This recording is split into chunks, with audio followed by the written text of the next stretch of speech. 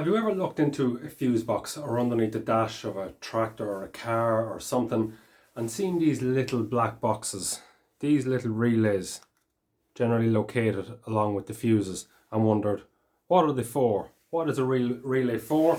How does it work and what does it do? And more importantly, why do we have them? Now, pretty much everybody's familiar with relays, and they often give trouble. They stop working. They're an integral part in an electrical circuit. They're there for protection reasons, amongst others. But does anybody know actually why they're there? What it actually does and how it operates? Morning everybody, you're very welcome back to the Agri Motor Farm Machinery YouTube channel. So today we're just doing something a little bit different again, and we're doing a little documentary, a little video on the common relay. Common relay, 4-pin and 5-pin relays, how they work, why they're there, what they do, and what goes wrong with them. So to start off with, what is it? What does a relay do and why do we have it? Well, these little relays, they're all very, very similar. Most of them have either 4-pin or 5-pin. And what they are is an electrical switching device. So why do we have them? We have a lighting switch, we have a horn as a switch. Why do we need a relay? So what a relay does is, a relay uses a small current to control a heavy current. So if you think about your light switch, when you have your headlights on, your full beams on, you're drawing a series amount of current, and all that current is going through a relay. Now, if you didn't have a relay, what would have to happen is you'd have to have a lot heavier wire coming up to your light switch, up at your steering column or wherever it is. You'd have to have a much heavier switch. It'd be bigger, it'd be bulkier, and when you combine that along with your wipers and your horn and everything, you'd have this huge mass of wires coming up underneath your instrument cluster or your dash or up your steering column or whatever it is. You'd have huge mass of switches. So what we do is we take the relays, we put them in the fuse box or underneath the bonnet, or maybe sometimes underneath the dash, depending on what their application is for, and we use the relay to switch a heavy current.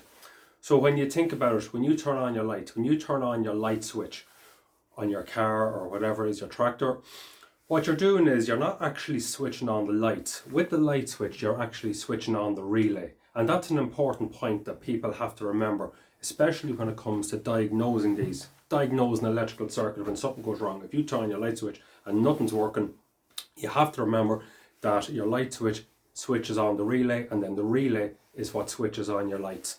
And that's important when it comes to testing wiring circuits, for doing voltage drop tests or resistance tests or anything like that, to be able to correctly diagnose and to go about solving figuring out how to solve your issue.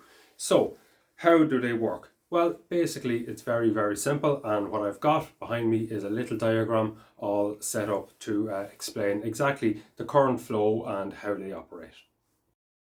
So here we have it. Here's our relay. So if you look at this black box at the top, this represents our relay. Okay, so we have our 4 pins. Now we designate these pins by numbers. So you have terminal 30, terminal 86, terminal 85, and terminal 87. Okay, now on your relay, most relays, when you get them, not them all, most of them will actually have a little diagram of the relay printed out, a little circuit diagram printed out telling you the terminals and a rough diagram of how it operates, just to help with diagnostics. So if we take our first terminal, so this is our heavy current circuit. So we take our 12 volts, that's going to be coming from, let's say for argument's sake, from our battery. So when we switch on our ignition switch will switch everything on. We will have current coming down through our fuse. Current will come to circuit 30.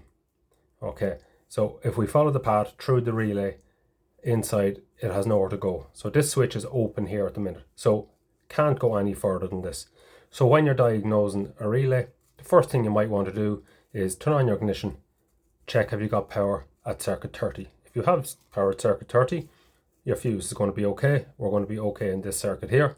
We can move on. So what we have then, if we follow on this open circuit, we have this circuit coming down here, out to terminal 87 and out to our consumer. In this case, it's a light bulb. So this is our consumer, this is our light bulb, and this is going to be our heavy current circuit.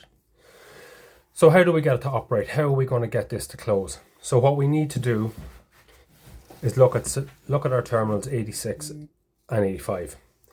So here we have a 12 volt switch, and in this switch, this represents our light bulb switch, so our light switch. So it, be that for our headlights, or our parking lights, or even our brake light. So when we open this switch, we're going to send current. In this case, it's going to be a low current because this is a low consumer. It's going to come down through the circuit into terminal 86, and then it's going to run through a coil of wire. So we have a coil of wire, and inside we'd have a soft iron core, and what that creates is a magnetic field. So when we take that, our magnetic field is energized, then it's going to draw this switch closed. So it will attract this switch. This switch here, it's on a spring, small spring there that will leave it in the normally open position, and it's going to close that switch. So when this circuit is energized, this switch is closed, and our heavy current circuit is complete, our lights come on. So again, our path from our switch, low current, terminal 86, through our windings in our relay, and then it returns out through terminal 85 down to ground. So at this ground, it can be the chassis ground, or it can be straight directly back to the battery. Now, I always point out that this 12 volt here, we can take it from the same source. So this switch could have came from here, and we could have the switch in here someplace in the circuit. It doesn't necessarily have to come from a separate 12 volt. We could use one fuse to do the two of them. So we could have power coming from here, we could have it joined in here and going through once it's coming through the switch. So the switch is going to break the circuit in here, but we're always going to want to have power here. When the switch is on here, we're going to test for power here. So when we're diagnosing again, we're going to check terminal 30. We're going to turn on our light switch then. We're going to check for power at terminal 86. So if we have power here and we have power here, but our relay still isn't working, we've got one of two problems. And this is generally where the relay gives its problems. So if we have no power coming out then at terminal 85, we know we've got an issue with our windings. So in here, these windings can break down, and what you'll find is an open circuit or a very high resistance circuit. So what we can do is we can take our multimeter, just a simple multimeter, or we can test across here for resistance or test for an open circuit. If we find that everything's okay there, we have power coming here, power coming out here, down to ground, everything's fine, we have a good ground, everything's fine there, we know we're going to have a problem here. And this is another place where the relays give trouble.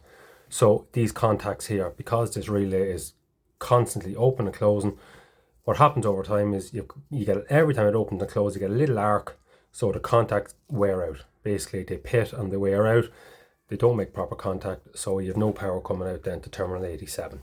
So we know then if we've power here, everything's good here, we've nothing coming out here, we've got problems here at our contacts.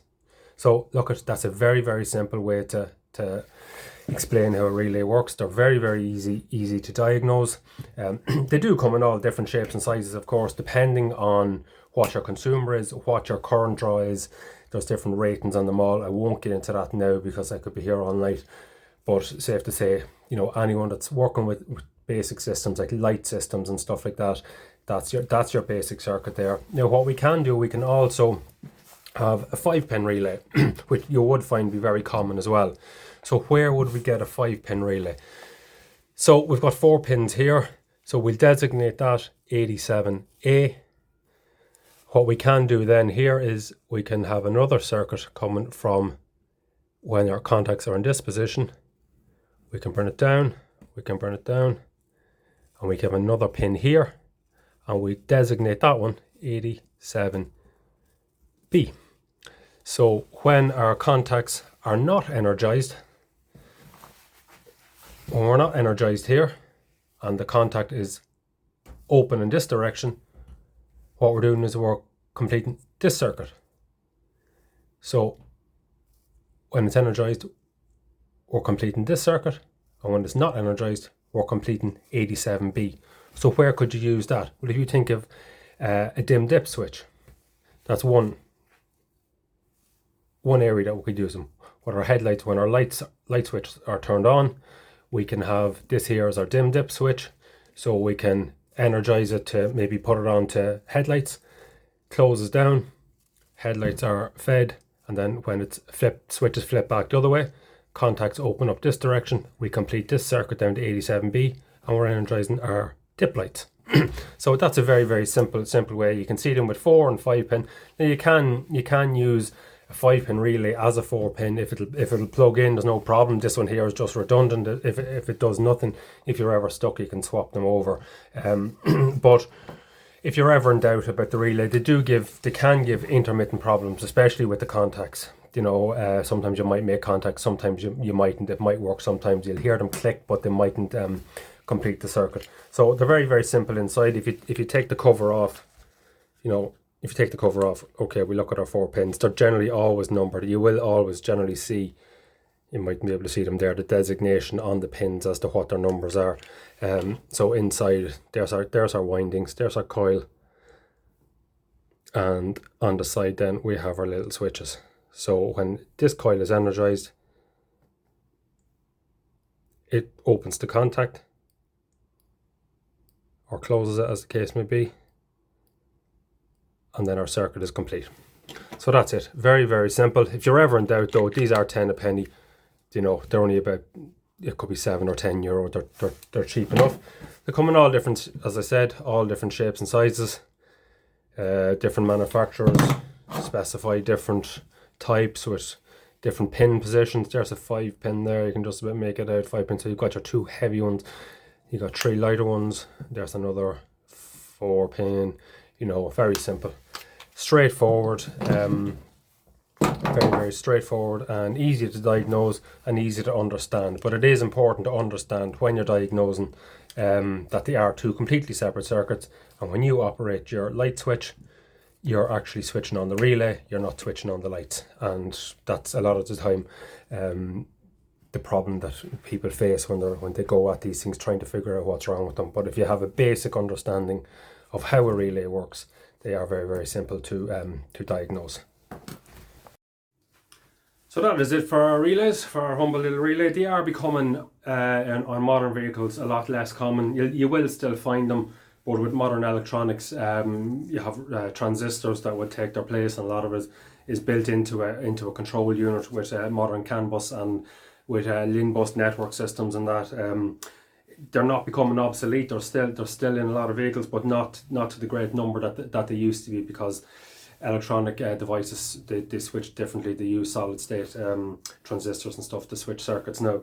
So that's it. That's just your humble little relay. I hope you found this video somewhat helpful. It's very easy. You can download a diagram of the wiring diagram of the relay, and just, if you're going at any electrical diagnostic work on an old tractor or something, it's always very handy to have. So until the next time, thanks for watching, guys.